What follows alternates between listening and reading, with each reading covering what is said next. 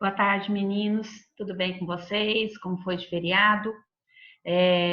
Assim como foi nos solicitado no início, nós, os professores do quinto período do Direito, vamos continuar gravando os vídeos para vocês e enviando o link, conforme foi combinado. Uma vez que agora vocês sabem que todos os demais períodos estarão utilizando uma nova ferramenta, que é o Google Meet, contratada pela faculdade, e com essa nova ferramenta, as aulas serão por meio desse aplicativo, aula remota, mas nós vamos abrir essa única exceção para vocês, tá certo? Na nossa aula de hoje, nós vamos terminar sobre a ação penal. Nós falamos da ação penal privada nesse bimestre, né?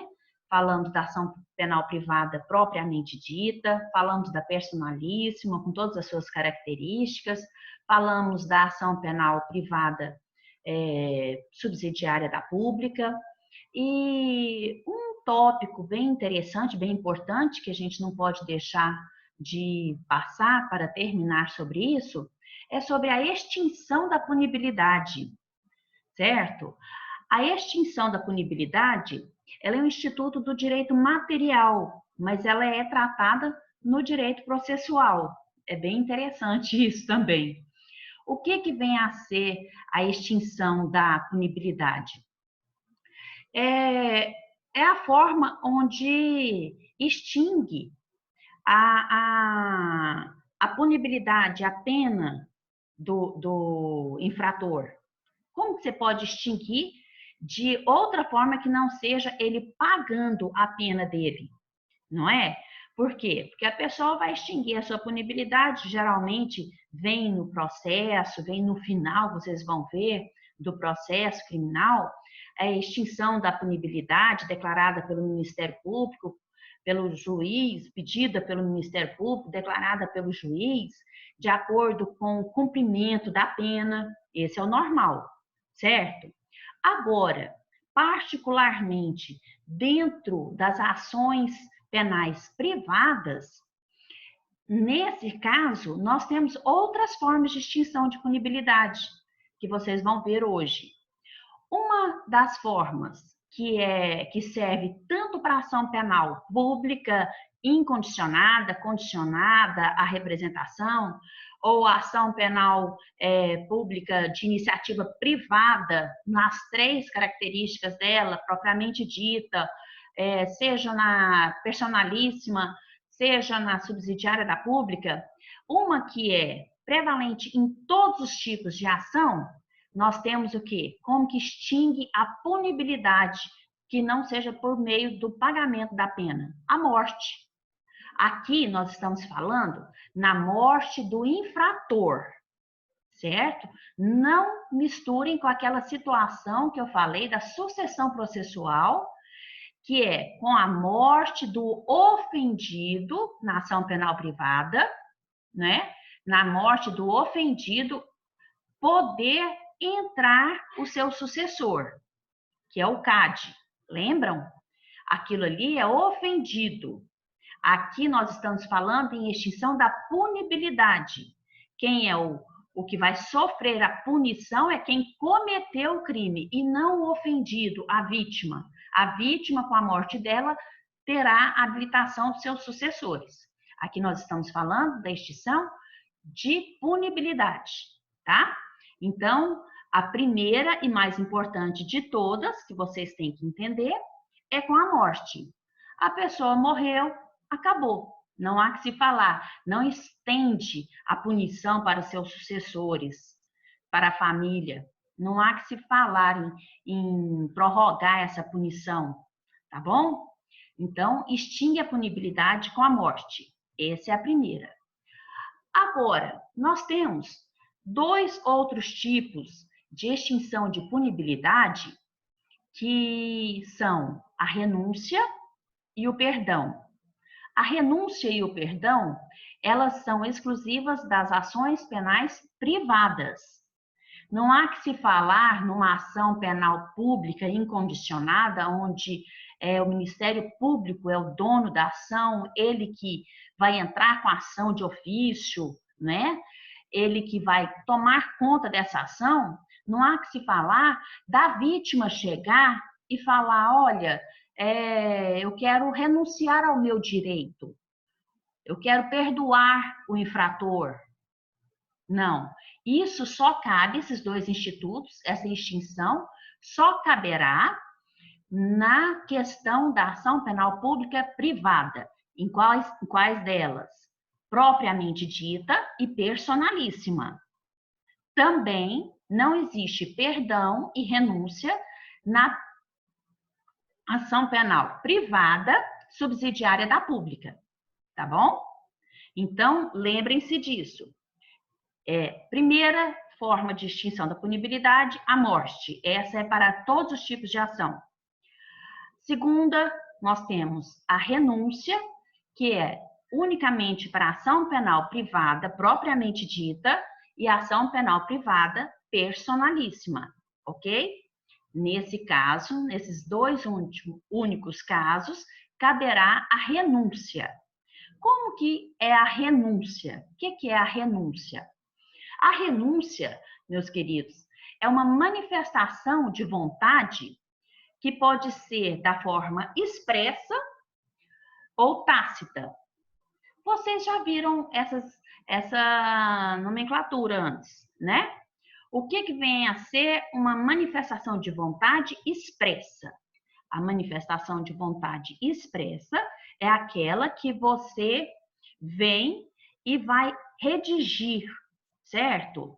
Ela é produzida por escrito, seja por você ou por seu representante legal, certo? Ou seu procurador.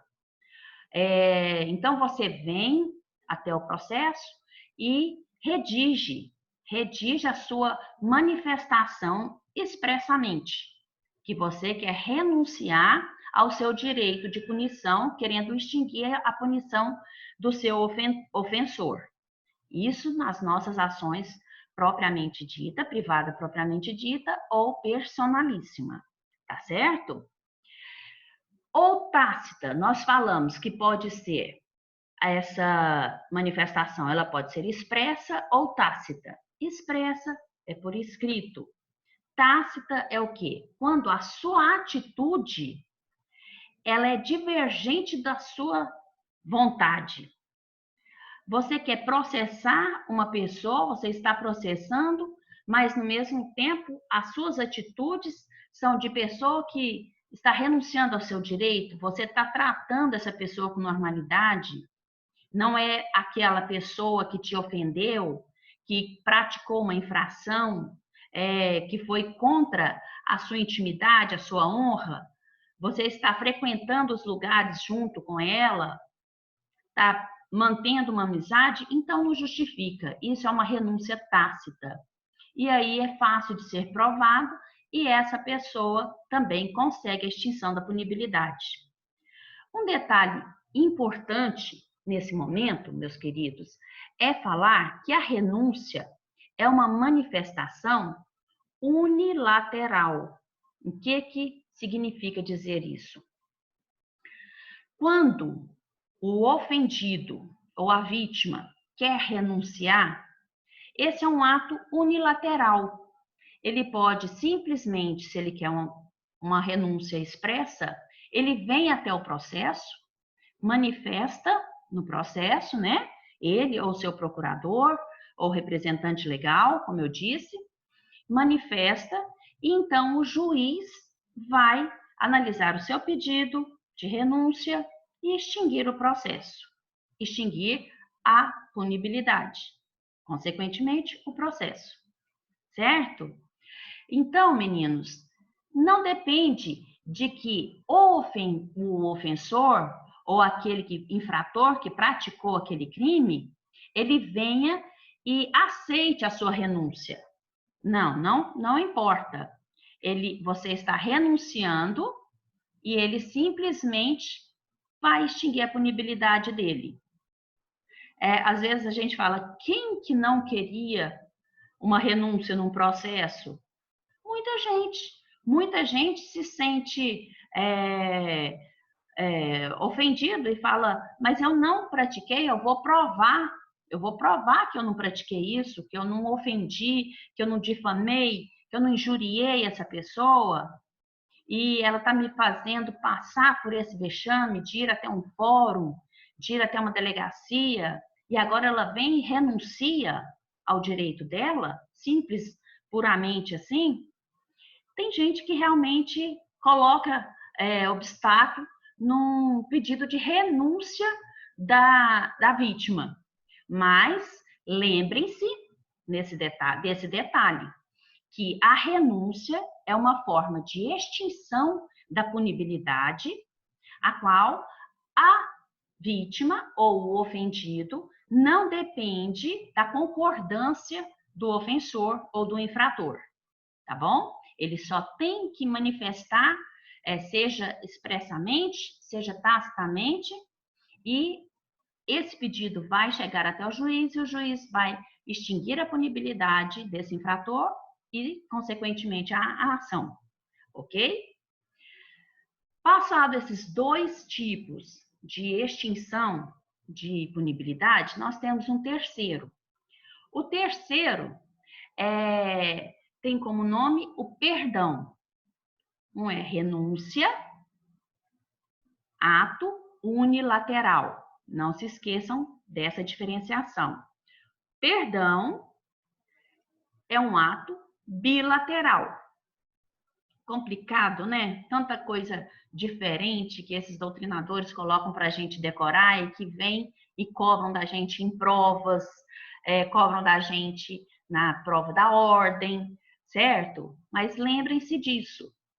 Na extinção da punibilidade, nós temos renúncia, ato unilateral, cabível somente em ação penal privada, propriamente dita e personalíssima. Perdão, ato bilateral, cabível em ação penal privada, propriamente dita e personalíssima, tá bom?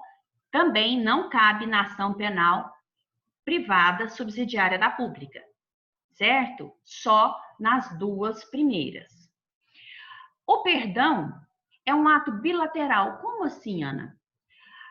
O perdão vem a ser aquela manifestação de vontade expressa ou tácita, não é? Como eu expliquei para vocês.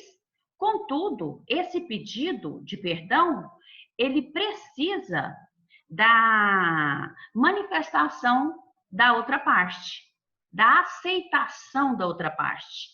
Se a outra parte resolver que não aceita o seu perdão, então o processo vai continuar, certo? Não, você pensou bem, você não devia ter entrado com ação contra mim, agora você está vendo que vai dar trabalho, que vai ter um custo, né? Lembrem que eu falei que essa ação ela tem as custas dela, que você precisa pagar, você vai ter que ter custos de um advogado, e agora você viu que não vale a pena fazer isso comigo e simplesmente vem e pede perdão? Não, não aceito. O processo tem que continuar. Agora, se ele manifestou que não aceita, então o processo vai continuar normalmente. Quando o ofendido ou a vítima entra no processo e manifesta o seu desejo de perdão, o juiz, ao receber, ele vai notificar o ofensor para que ele, num prazo de 3 dias, tá? Isso aí está previsto lá no artigo 49, do 49 ao 59 do Código de Processo Penal. Fala tudo isso. E eu estou mandando material para vocês também. Então, o que acontece? O juiz, recebendo o seu pedido de perdão, ele vai te notificar para que em 3 dias você venha e manifeste se você aceita o perdão ou não, ok? Detalhe importante, que inclusive, me perdoem, eu não falei nem na renúncia. Seja nessas duas seja na modalidade da renúncia ou do perdão, essas duas modalidades de extinção da punibilidade. Na renúncia, se nós temos um ofendido, que chamamos de querelante, lembram? Que eu até pedi desculpa, porque eu falei em outorgante na nossa procuração, e o nome é querelante, né? Queixa-crime só existe querelante e querelado, ofendido e ofensor, certo? Na renúncia, o querelante, se existe um querelante e vários querelados, não é? Porque nós temos, às vezes, eu dei o exemplo de um crime de difamação, quando você sabe que não foi só uma pessoa, tem vários autores. Então, coautores, vários querelados. Se você vem e renuncia em favor de um, essa renúncia se estende aos demais, ok? Você não pode renunciar só em favor de um. Agora, na questão do perdão, o juiz, recebendo o seu pedido de perdão somente contra uma pessoa, você pode vir e pedir o perdão para um dos querelados e não vai estender aos demais. Entenderam? Renúncia, ela vai estender aos demais. Já o nosso perdão, ele não estende aos demais, ok? Agora, uma outra coisa bem importante para vocês, também temos uma questão invertida aí.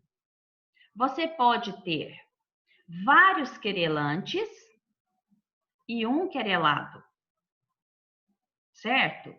Essa pessoa cometeu um crime contra a honra de várias pessoas, ofendeu várias pessoas.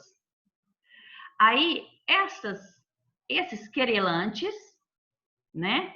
Somente um deles veio e pediu perdão para esse querelado.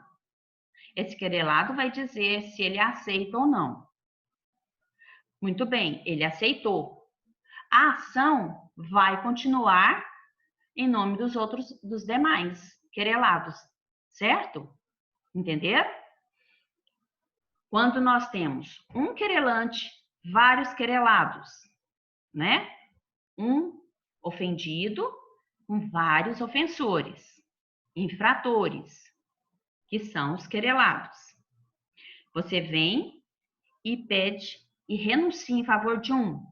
Essa renúncia se estende aos demais, ato unilateral, que não importa na aceitação ou não. Perdão, nós temos um querelante, vários querelados, 4 querelados. Você vem e dá o seu perdão somente para um. Não vai extinguir, caso ele aceite, somente para ele, não para os demais. Não estende para os demais o perdão, certo? Invertendo essa situação, vários querelantes, vários ofendidos, com um querelado. Somente um pediu perdão, certo? Esse sai do processo com a aceitação dele, mas a ação continua sendo movida pelos demais, ok? Entenderam? Muito bem, ele vai ter os 3 dias, como eu disse, para dizer se ele pode ou não, se ele aceita ou não, isso aí. Lembrando vocês também, um outro detalhe importante, que tudo isso vai acontecer na fase do conhecimento, no início do processo, tá bom? A gente, quando já tem uma sentença que está tendo o cumprimento da pena, já houve a sentença e veio a condenação. Você não pode entrar com nenhuma forma desses pedidos, nem perdão e nem renúncia, tá bom? Porque aí a ação já não é sua mais, é o Estado que vai punir. Você toma conta da sua ação até sair uma decisão, Não é você quem decide o que ele vai pagar, como ele vai pagar. Não. Você só deu o direito do Estado punir. Mostrou qual foi a infração que ele cometeu. Agora, quando acaba a ação e nós temos uma sentença condenatória e inicia a execução da pena, não cabe mais nem renúncia e nem perdão, certo? A morte vai extinguir em qualquer fase, seja no início, no conhecimento, seja quando ele está pagando a pena. Claro, extingue-se de qualquer forma, ok? Por fim, nós temos a quarta modalidade de extinção da punibilidade, que é a perempção. A perempção, vocês já viram esse termo no cível, ou vão ver no processo civil com a Ana Luísa, mas nós temos que informar que a perempção na ação penal, ela tem um rol taxativo, certo? E eu preciso de mostrar para vocês quais são as hipóteses de perempção numa ação penal privada, ok? Nós estamos aqui falando da ação penal privada. Nós temos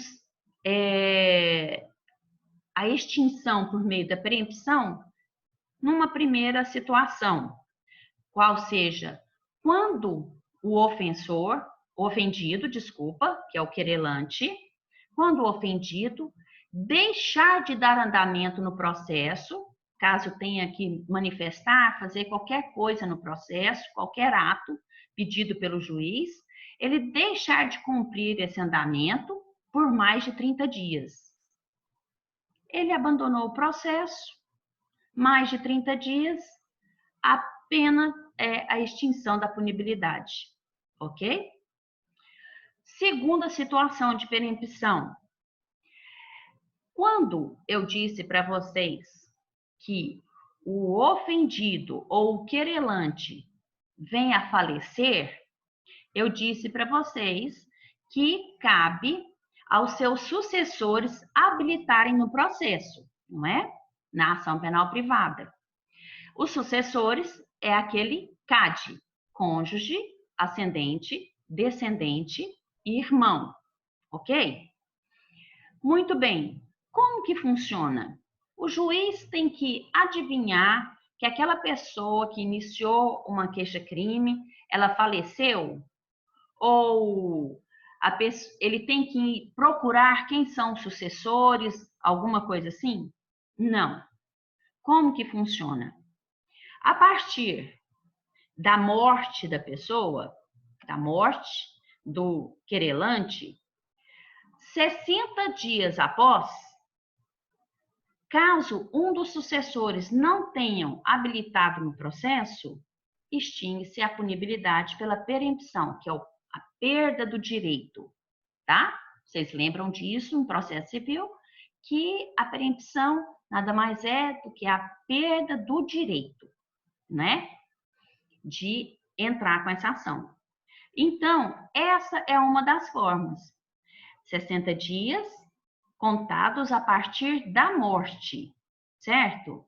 Não houve manifestação, não houve habilitação dos sucessores, então o juiz extingue a punibilidade porque não houve essa habilitação dos sucessores, ok? Os familiares é que tem que buscar, procurar a justiça e entrar no processo, porque senão o réu ou o querelado vem e fala, olha, extingue a minha punibilidade porque a pessoa faleceu e os sucessores não habilitaram, certo? Isso cabe a nós advogados de defesa, né, que estamos por parte do querelado muitas vezes nós somos quem vamos produzir a queixa-crime, mas muitas vezes nós vamos estar na parte da defesa. Então, sabendo disso, que houve a morte e passou o prazo de 60 dias da morte, não veio, ninguém se habilitou, a gente tem que contar isso no papel, nos dedos. e entramos no processo e pedimos a extinção da punibilidade em virtude disso, ok? Assim como todas as demais formas de perempção. E a última forma de perempção, desculpa, a penúltima forma, que está no inciso 3º, é quando o querelante deixar de comparecer em algum ato sem justificativa. Ele não vem numa audiência, o juiz chamou para poder apresentar um documento, ele apresentou um documento digitalizado, o juiz, olha, eu quero que apresente tal dia o documento original para poder confirmar, porque ficou mal feito. Ele simplesmente deixa de comparecer injustificadamente. Ele não vem na audiência, não comparece em nenhum ato, sem justificativa. Também cabe a perempção, tá bom? E por fim, a perempção vai ser. Lembram que eu falei para vocês que um caso excepcional é que cabe ação penal privada contra a pessoa jurídica? E que a pessoa jurídica seria representada por seu administrador judicial ou por um diretor nomeado pela empresa? Então, nesse caso, quando extinguir a empresa, de repente você entrou com a ação, mas a empresa deixou de existir, consequentemente, deixou de ter esse administrador e, consequentemente, vem a perder o direito de entrar contra aquele ofensor, contra o querelado, certo? Então, quando a pessoa jurídica se extinguir, deixar de existir e não deixar nenhum sucessor, nós teremos a extinção pela perempção.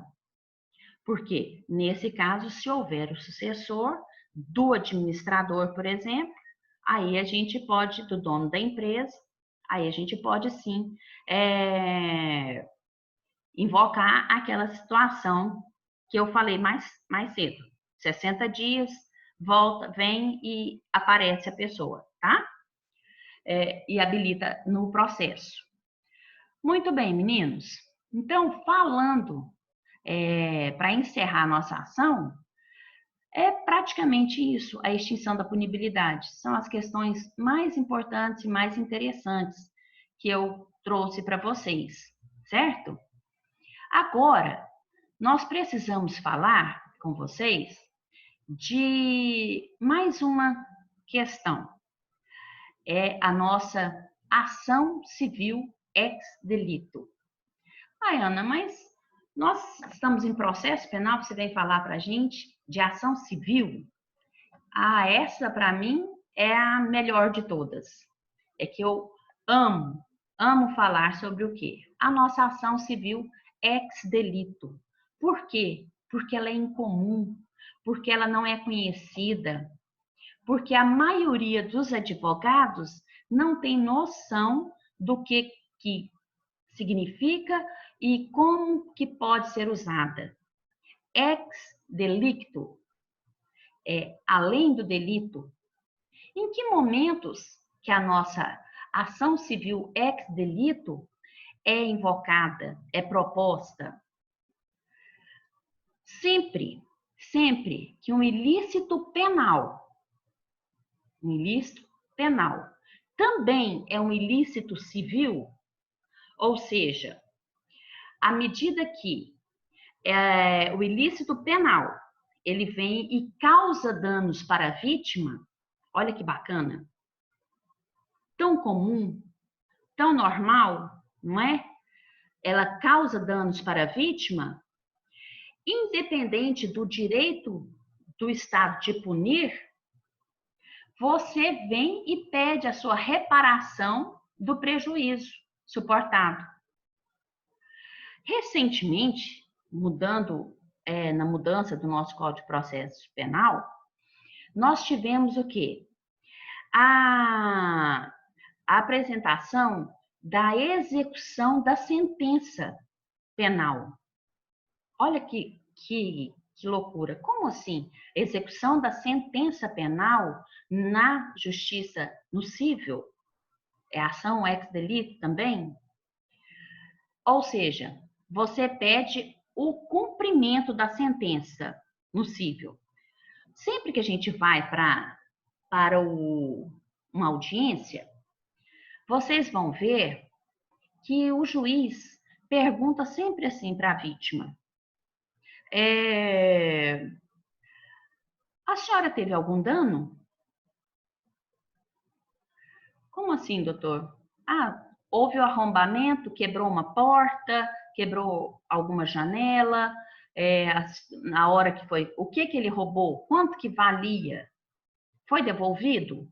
Não, não foi devolvido? Então, quanto que valia a bicicleta que levou? Quanto que valia os computadores? Quanto que valia os perfumes da loja? Certo? E ali o juiz vai mensurar o valor do dano civil causado a essa vítima. E na sentença, ele vai pedir a condenação para que o réu pague à vítima o dano que ela causou. Entendeu? Meninos, em que pese a gente estar falando numa sequência de extinção da punibilidade de ação penal privada, a ação civil ex delito é para as ações de qualquer natureza, certo? Então, estamos aqui falando em quaisquer crimes, por isso que eu dei o exemplo do furto, né? Muito bem, voltando à nossa aula. Então, o juiz vai mensurar. No final, você pode pedir o cumprimento dessa ação ou entrar com ação civil ex delito no curso da ação penal. Olha só, nós já tivemos um caso, por exemplo, de uma briga entre dois ex-amigos, discutiram por causa de um jogo de futebol, o rapaz saiu com a moto e o outro saiu com o carro correndo atrás dele, ele desceu da moto e ele veio, o que vinha atrás no carro, passou em cima da moto dele várias vezes, até destruir totalmente a moto. Esse dano foi uma tentativa de homicídio que só não conseguiu o intento dele, que era a morte, porque o cara pulou da moto. É um processo criminal, não é? Era uma tentativa de homicídio. Ou foi só um dano, um crime de dano, porque o rapaz já tinha parado a moto estacionado e realmente ele já tinha descido, não corria risco de morte, certo? Se ele passasse em cima da moto, não estava junto. No meu caso, por exemplo, realmente foi uma tentativa de homicídio. E ele pulou no barranco e o rapaz destruiu a moto. Certo? Contudo, ele quis entrar com ação civil ex delito, junto com o processo penal. Certo? E isso é permitido. Para quê? Para ele ver se ele já conseguia pelo menos a reparação civil do dano. Essa reparação civil, ela extingue a punibilidade se a pessoa pagar? Não extingue, ok? Se correndo juntos os processos, ele resolver na primeira audiência, vai lá e fala, não, eu estou aqui, eu quero pagar, vou pagar todo o dano e paga. O processo penal não vai deixar de acontecer, certo? Mas você, pelo menos, teve a sua indenização, a sua reparação civil. Para isso serve a ação ex delito. Agora, detalhe importante. Como eu disse, cabe em todas as ações. Contudo, nas ações que são movidas perante o juizado especial, no juizado especial, Quando existe uma composição civil na audiência, ou seja, o juiz chama as partes para, o problema foi esse, você destruiu uma lixeira na porta da casa dele e por isso teve essa briga, essa rixa. Se existe uma composição civil onde você vem e se compromete a restituir o bem para a pessoa no juizado, onde existe a composição civil, isso extingue a punibilidade, tá bom? Porém, nas demais ações penais comuns, não extingue, vai continuar, certo? Isso nós fomos bem otimistas, estamos acreditando que essa ação civil, ela aconteceu e encerrou antes mesmo do trâmite da criminal. Porém, como que é o costume? Sempre na primeira oportunidade, o juiz, sabendo que está tendo uma ação criminal, o juiz vai fazer o quê? O juiz, no âmbito civil, ele vai suspender o processo quando não houve uma composição, não houve uma conciliação. Ele vai suspender o processo civil pelo prazo de 1 ano. Detalhe que vocês também têm que decorar. Artigo 64, parágrafo único do Código de Processo Penal.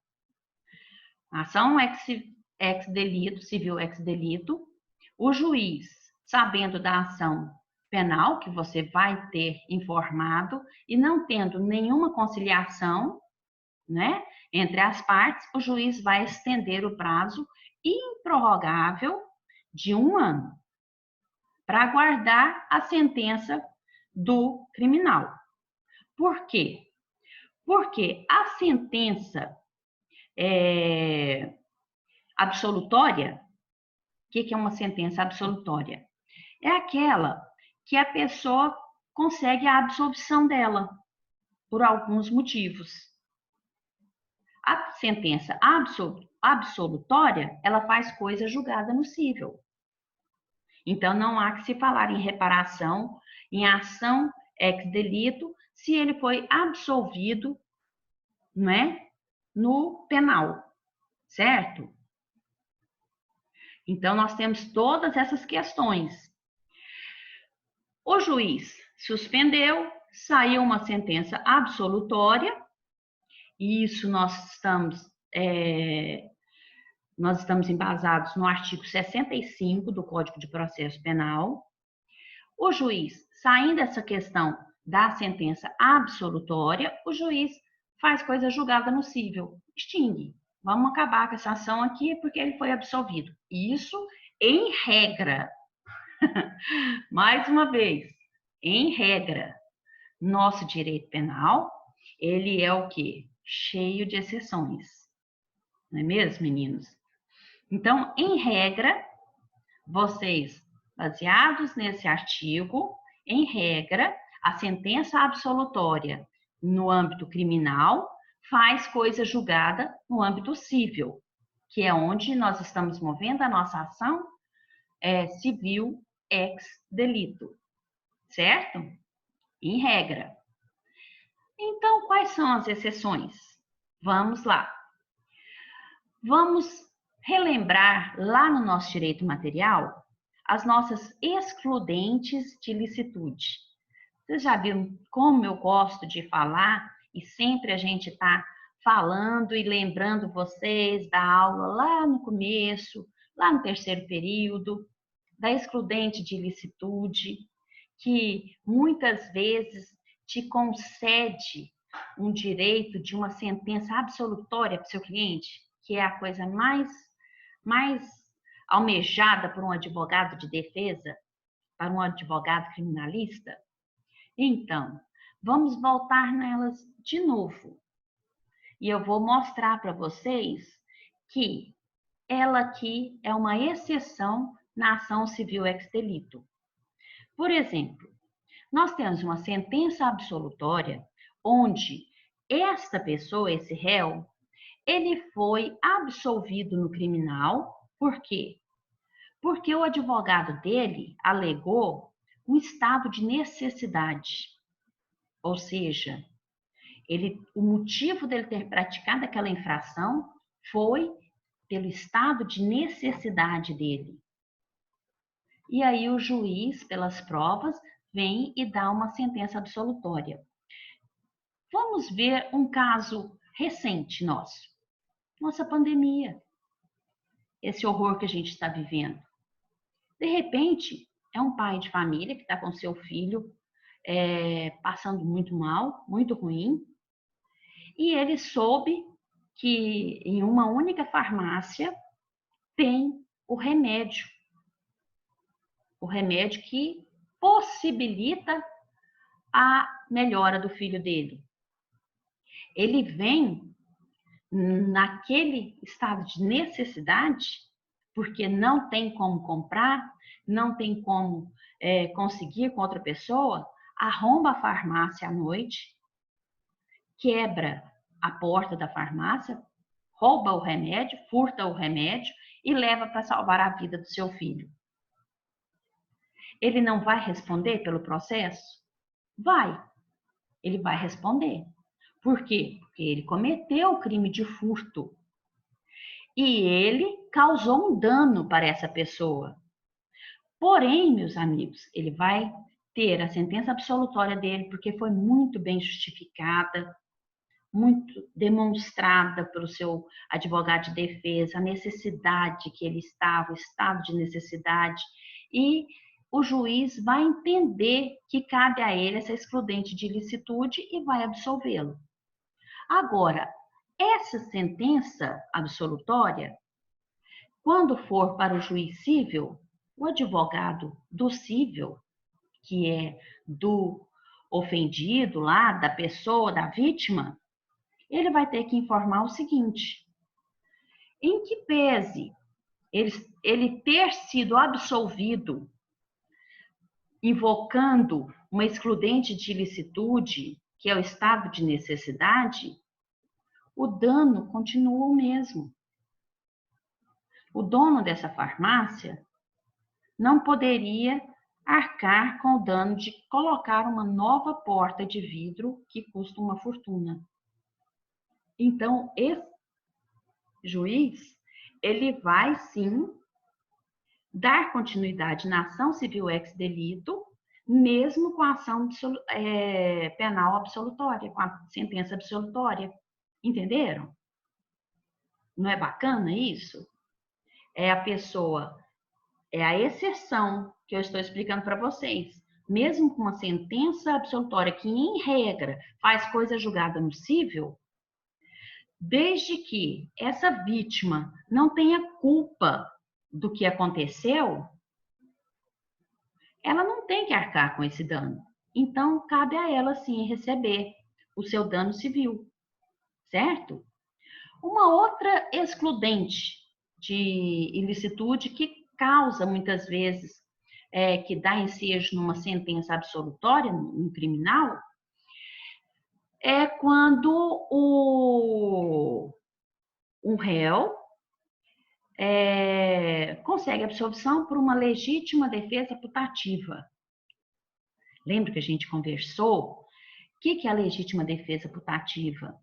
É quando, para você se defender daquela pessoa que veio, você imaginou que ele ia te causar um dano, você está num lugar muito preocupada, é um lugar perigoso. Eu vim buscar uma roupa num setor muito perigoso, com cometimentos de muitos crimes, estava preocupada e me falaram que tinha uma pessoa com algumas características que poderia vir e me fazer algum mal, e eu resolvi ir, e naquele momento eu vendo uma pessoa chegar perto de mim, eu imaginei, só pode ser a pessoa perigosa, e eu já tomei a mão uma barra de ferro que estava no chão e acertei essa pessoa para me defender. Tudo me levava a crer que eu ia ser ou assaltada ou ia acontecer alguma coisa ruim comigo. mas eu causei uma lesão nessa pessoa. E quando eu fui responder por esse processo, o juiz, pela minha defesa apresentada, viu que realmente tudo me levava a crer que eu ia ser agredida, que as características eram as mesmas, contudo não tinha nada a ver com a pessoa em que eu imaginava.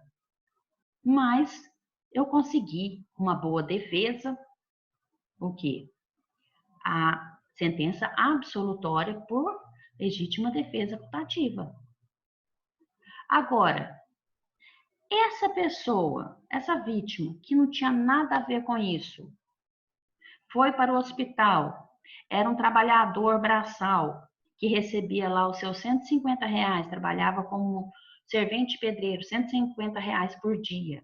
Ficou parado por mais de 10 dias, deixou a situação da família dele em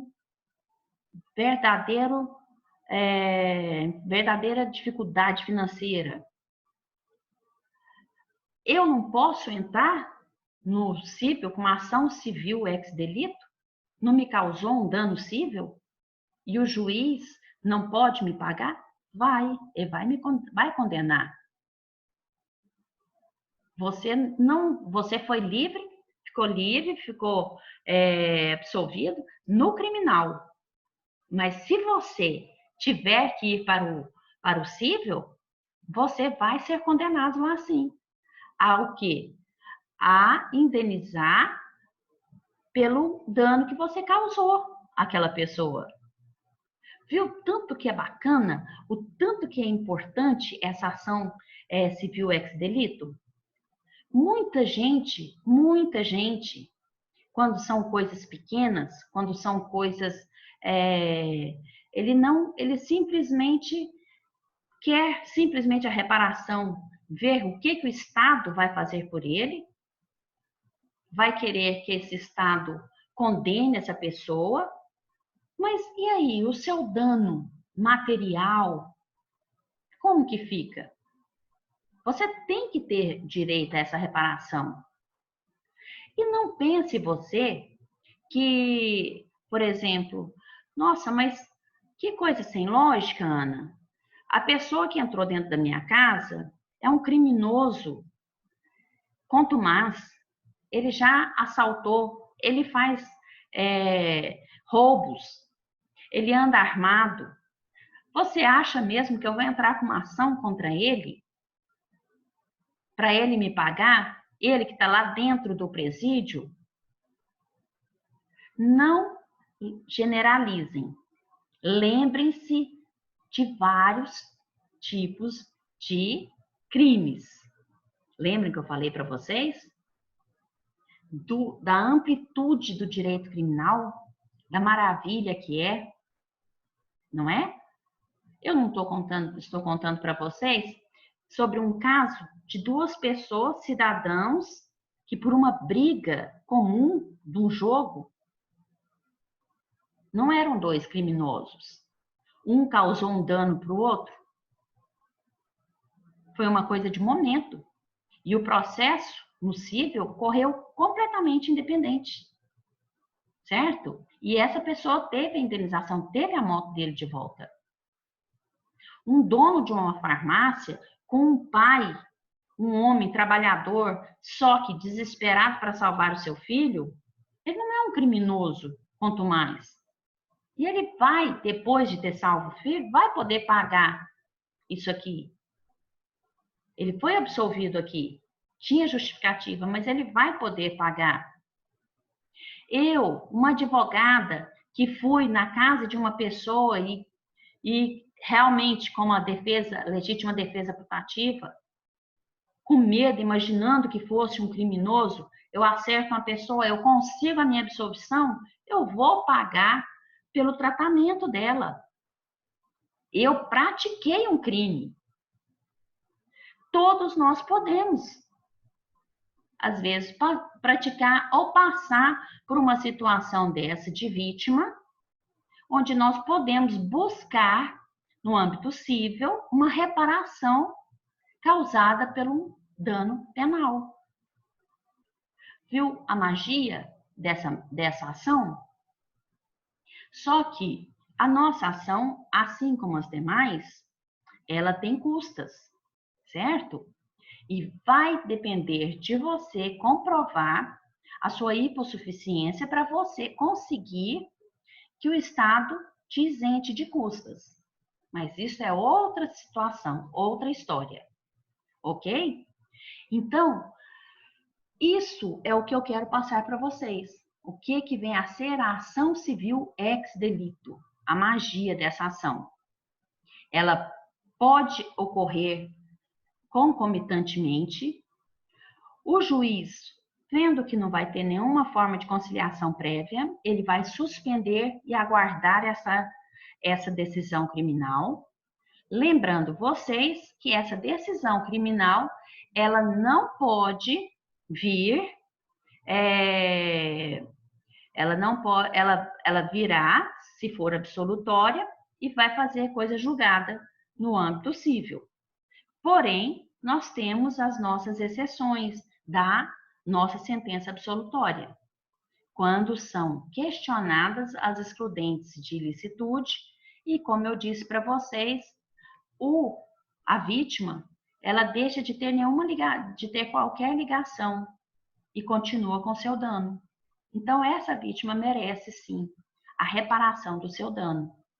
E muitas vezes, esse infrator que agiu por estado de necessidade, por legítima defesa, por defesa putativa, ele vem e repara o dano no âmbito civil, certo?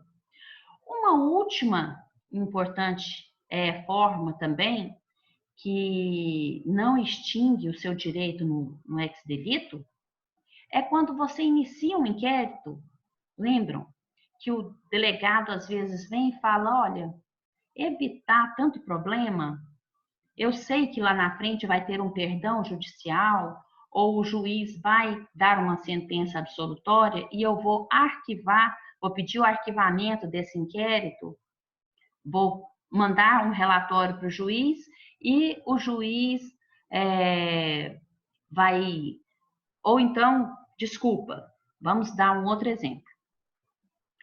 Você iniciou o inquérito, teve o relatório e o Ministério Público, vamos voltar, né, gente? Porque estamos com novidades, lei nova e a cabeça da gente com essa pandemia está ficando um pouquinho fraca. Então, vamos voltar. Uma outra situação, seu relatório, inquérito, tudo direitinho. O Ministério Público vem, depois de receber esse relatório pelo juiz, pede o arquivamento para o procurador-geral, certo? Pediu o arquivamento e houve o arquivamento. Por quê? Porque ele sabia que ia tá muito fraca as suas provas e que ia existir uma extinção da punibilidade lá em virtude da excludente de licitude, certo? Mesmo assim, você pode pedir a cópia dos autos e entrar no cível pedindo essa reparação civil em virtude de um dano penal causado, certo? Então, meninos, esta é uma lei muito bacana, é uma ação muito bacana, que é muito cobrada em provas, em minhas provas. Então, vocês nunca se esqueçam, o que vem a ser a ação civil ex delito? É sempre que um dano civil é causado por um dano penal. E você vai conseguir essa reparação no âmbito civil, ok? Então, nós vamos encerrar a nossa aula de hoje e eu agradeço a todos e conto com vocês na próxima semana. Um abraço.